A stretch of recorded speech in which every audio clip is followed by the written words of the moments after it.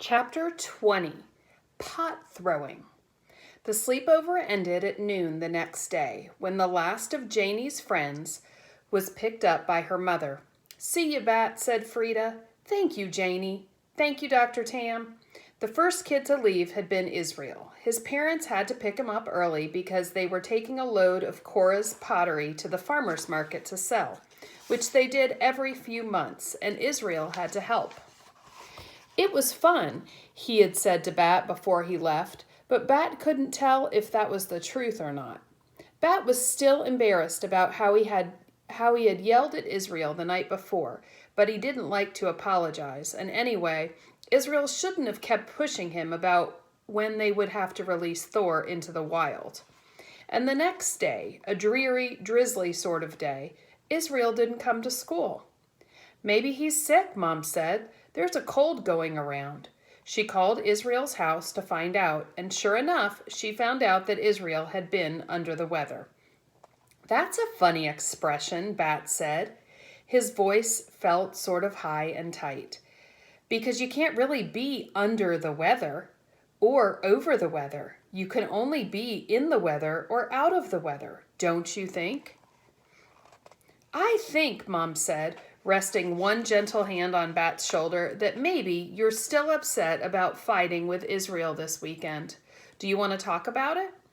"I want to know what the weather will be like for the rest of this week," Bat said, rolling up onto the balls of his feet.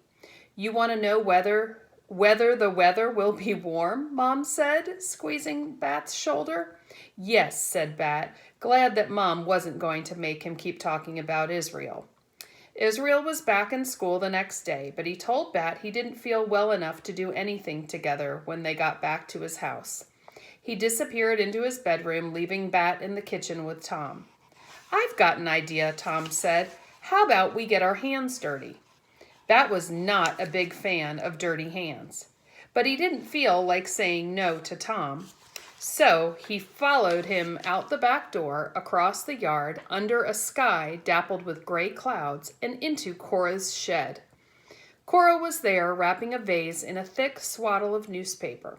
"This one is on its way to Vermont," she told them. "I just sold it." "Great," said Tom. "Then, want to introduce Bat to the joys of pot throwing?" For a minute, Bat imagined the three of them picking up the pots from their shelves and throwing them against the walls, hearing them shatter in his imagination. Cora must have seen the concern on his face, because she quickly said, "Throwing a pot is just another way of saying making a pot on the wheel. It's fun, even if it is sort of sticky and slimy. Do you want to try?" Actually, Bat would have preferred to go home, or to go to Mom's vet clinic, or even to go back to Mr. Grayson's classroom. But he couldn't go any of those places, not right now. He had to wait. So he sat down at the potter's wheel. "Okay," he said. "Outstanding," said Tom. "First the clay." "First the clay," Cora repeated, and she brought out a large plastic-wrapped cube of clay from under the counter. She peeled back the plastic and picked up a piece of wire with a wooden handle attached to each end. She held the wire against the cube and pulled it through, shaving off a layer of clay. She set it aside and rewrapped the cube in plastic. Then she held out the clay to Bat. "Squish it into a ball," she said. "Squeeze it hard to get out all the air bubbles." Bat hesitated, but finally he held out his hand and let Cora place the clay into it. It was cool, almost cold, and damp. He folded it in his hands and squeezed, forming a rough ball. His hands turned a dusty gray that dried to white. He squeezed and squeezed. "Great," said Tom. "Now slam it down hard. Just throw it down right there on the wheel." And here is a picture of them using the pottery wheel. Bat did. Thwack went the clay against the wheel, flattening out in a satisfying way. "Again," said Cora, so Bat picked up the clay and reformed it into a ball. After he threw it a second time, Tom took a turn throwing and shaping it, and then Cora pronounced it ready. Okay, said Cora, throw it one more time, and this time try to aim for the center of the wheel. Bat threw the clay. Perfect, Cora said. Now, Tom will keep the spinning wheel. Sorry about that. Now, Tom will keep the wheel spinning so you don't have to worry about that. I'll help you keep the clay wet. You just cup your hands around the clay gently but firmly, like you're holding on to something precious, okay? I'll pretend I'm holding Thor, Bat said, my skunk kit. Great idea, Cora said. Ready? Bat nodded. He cupped his hands around the clay lump. Beside him, Tom stepped gently on the foot pedal, and the wheel began to spin.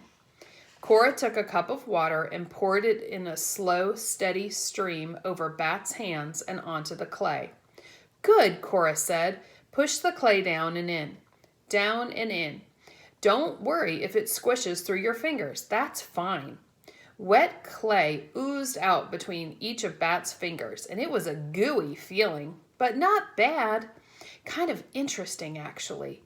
Bat watched the clay spinning in fast little circles. He watched the clay pushing out between his fingers. He almost felt hypnotized by the sensation of the slippery, wet clay in his hands. Spinning. The challenge of holding it just right in between his fingers and thumbs, not too loosely or it would wobble out of control, not too tightly or the emerging bowl would smush in on the side. But then he could feel the clay beginning to shift off center. It was falling to the side, and he tried to push it back into the center of the wheel. But it seemed like the harder he pushed, the worse it got. And then the clay wasn't a ball anymore. And it was a weird floppy tube, and it was twisting and falling. And then he yelled, "It's breaking!" And flicks of clay splattered his face. Tom took his foot off the pedal, and the wheel slowed and then stopped. "You did it," he said, grinning. "No, I didn't," Bat said. "I made a mess." "Mess is the beginning of art," Cora said. She was smiling too. "Do you want to try again?" "Yes," said Bat. "Yes, please." Before Bat went home, he peeked his head into Israel's room, hoping to tell Israel about how he had learned to make a bowl and how it wasn't perfectly symmetrical, but it was still recognizable as a bowl, and how Cora had called it creatively cattywampus. Maybe he could even say something to let Israel know that he felt bad about their fight. But Israel was in his bed, his covers pulled up over his chin, his eyes closed. Working with the potter's wheel had made Bat feel so good, and he really wanted to tell Israel all about it. He almost went over to Israel's bed to see if he was really sleeping, if he was really asleep or just resting. But then Tom called, "Bat, your mom is here." Bat hesitated, looked at the sweaty curls on Israel's forehead. Then quietly he backed out of Israel's room, feeling sort of lonely and disappointed that he wouldn't be able to say goodbye. And that is the end of chapter 20.